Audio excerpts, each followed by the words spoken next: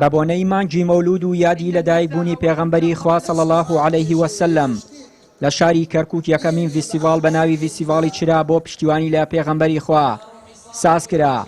فیستیڤاڵەکە لە ژێر دروشمی هەمیشە لە دڵماندا زیندووی لەلایەن مامۆستایانی ئاینی شاری کەرکووک بەڕێوەچوو. لە فیستیڤاڵەکەدا ژمارەیەک زۆر لە مامۆستایانی ئاینی و چین و توێژە جیاوازەکان تێدا بەشدار بوون. واش بڕیارە ساڵانە لە مانگی مەولودا ئەم جۆرە چالاکیانە ئەنجام بدرێت. سەرەتا بە خێراتتانەکەم بسم الله الرحمن الرحیم. دیارە مامۆستایانی ئاینی شاری کەرکووک لەسەر خاڵێک کۆک بوون کە ئەوەیە کە ئەبێ فیستیڤاڵێک ئەنجام بدرێ بۆ بەرپەرشدانەوەی ئەو ئیساءانەیان ئەو بێڕێزیانەی کە بەرامبەر پێغەمبەری خوا کردی عەلەیهی سەڵات وسەلام و هاوکات لە مانگی لەدایکبوونی پێغەمبەری خوا عەلەیهی سەڵات وسەلام کە مانگی ڕەبیع الئەوەلە بڕیارماندا کە فیستیڤاڵەکە ناو بنێین فیستیڤاڵی چرا کە چرایە بۆ مسلمانان و ئاگریشە بۆ نەیارانی پێغەمبەری خوا عەلەیهی سەڵات وسەلام. بڕیار دراوە ئەم فیستیڤاڵە هەموو ساڵێک بە ئیزنی خوای پەروەردگار دووبارە ببێتەوە و هەر لەم مانگەشە ئینشاءڵڵا. هاوکات چین و توێژە جیاوازەکانی بەشدار بوو لە فیستیڤاڵەکە وێڕای دەربڕینی خۆشەویستی خۆیان بۆ پێغەمبەری خوا درودی خوای لەسەر بێت. ئیدانەی ئەو پەلامار و هێرشانەیان کرد کە دەکرێنە سەر پەیامبەری خوا و پیرۆزیەکانی مسلمانان.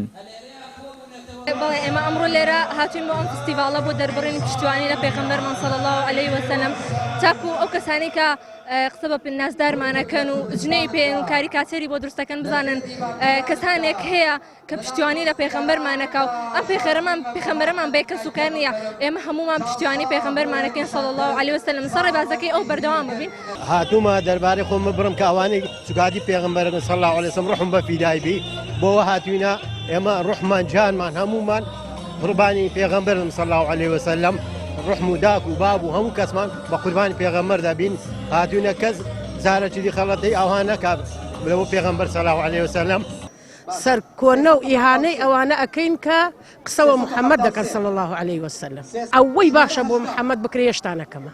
دیارە ئەمە کەمترین هەڵوێستەکە ئێمە بتوانین لێرەوە ئەنجامی بدەین. بەڵام لەمە گرنگتر ئەوەیە کە ئێمە سنەتەکانی پێغەمبەری خوا صلی الله علیه وسلم هەنگاو بە هەنگاو لە خۆمانە جێبەجێ بکەین بەناو خێزان و بەناو عایلەکانمانە بڵاوی بکەینەوە بەناو هاوسەکانمانە بڵاوی بکەینەوە.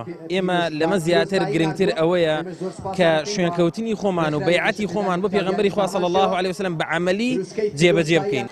هەر لەو فیستیڤاڵە پێشبڕکێیەک لە نێوان بەشدار بووان بۆ کتێبی ژیاننامەی پێغەمبەری خوا صلی الله علیه وسلم ئەنجام دراو.